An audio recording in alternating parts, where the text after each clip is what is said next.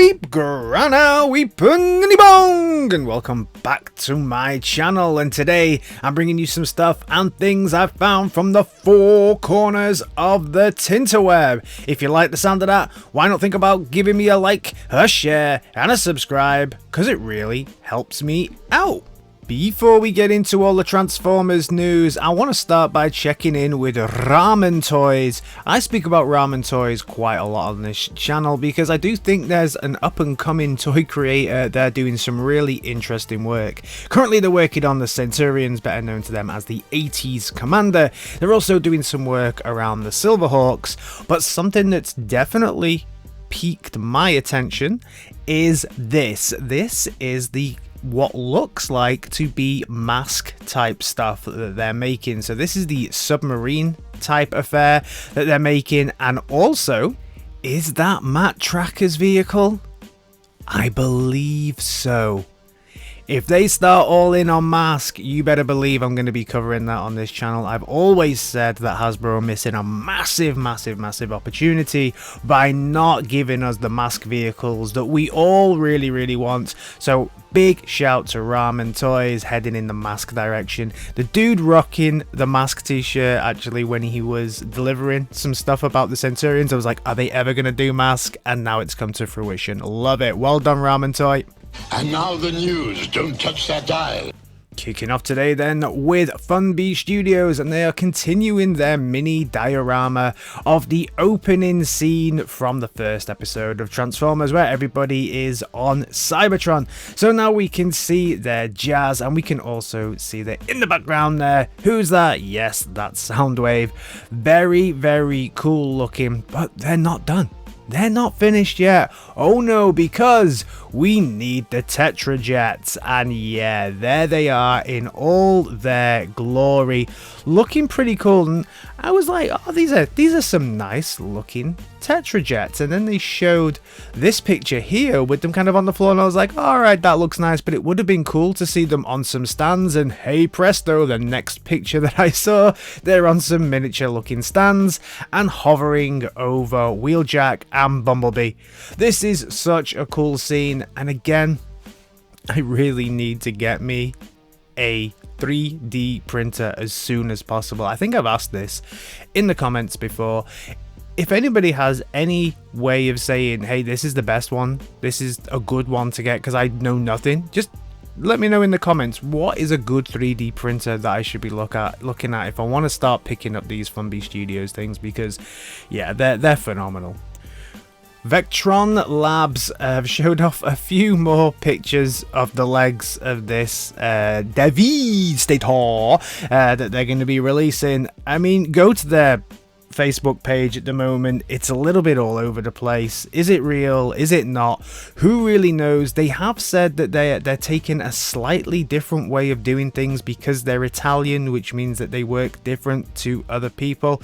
Read the Facebook posts. I think Bobby Skullface today on the 14th of May as well is releasing a full video around them, so that'll definitely be worth checking out. And subscribe to Bobby Skullface as well if you don't, because he's another awesome Transformers creator. And yeah, let's just see, are they real? Are they not?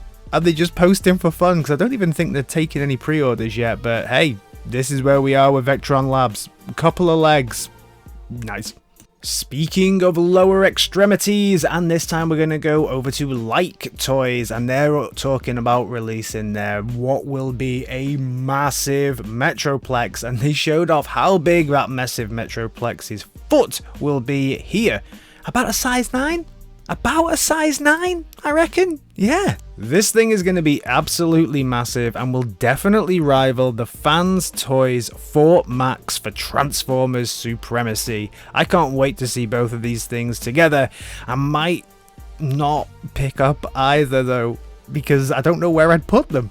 Heading back to the world of third-party Devastators, and we're going to get a yellow Devastator now from the team over at Master Made. Now, I do love the way that this looks. This almost super deformed look that Mastermade has on all of their characters is really, really nice. Right up my alley. And I have seen some decent reviews of this. Originally, this was released, I believe, in 2021. The green version originally came out, and I have seen some halfway decent reviews on this, I'll be honest.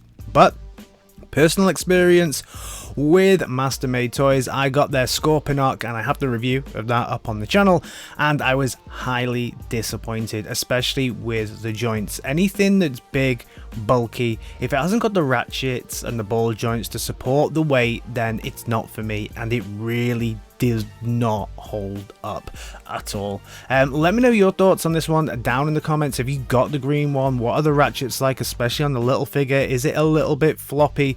This one does have some really cool lighting effects around the head and the gun as well. My Scorponok was supposed to have that, but unfortunately, yeah, mine didn't work. The lights just didn't work on that either, so that was a bit of a letdown. First thing that I bought from this company I was really let down on, which has definitely held me back from picking up anything else, because these are also super expensive. Last time one of these I believe was up at about $220, so yeah, I'll give it a miss. The unexpected MB23 is on its way. Really interesting to see how this one looks. Very cool. And then we also got to see Double Dealer in its bot mode finally, and yeah, I quite like this. It'll be interesting to see how that knee joint works, because you can see, as with most Double Dealers, it's got that kind of double joint, one on the inside so that his legs flip out, but then also does that knee joint thing there as well. So very interesting looking figure. I always think it's crazy the way that the legs look on any Double Dealer, including the one currently from Hasbro, but this looks great. Really looking forward to this figure. All three modes look like the best version of Double Dealer that you're ever gonna be able to see. We can see it's about the same height as the Power Base main cab, which I'll say, it disappoints me. I did hope that this was going to be a bit bigger, so that's a bit disappointing. Let me know your thoughts on this one down in the comments. Were you hoping that Double Dealer was going to be a little bit bigger and not just the same size as the cab from the Power Baser? Over to the world of New Age now, and Pissy Magnus is on his way to you if you've pre-ordered this. We're also getting another version of Cyclonus, this time the kind of translucent crystal version. You have to respect New Age's hustle on their molds. They get absolutely everything they can out of this. I'm already ordering 2 or 3 versions of this figure. Yeah, I think it's 3 versions of this figure, so yeah, you gotta respect that. Translucent ones are not for me, but I do know there are people out there who only collect the translucent ones, so there'll be some very happy people with this. And then we get a retool out of nowhere! We get a retool of Cyclonus, and who is this retool?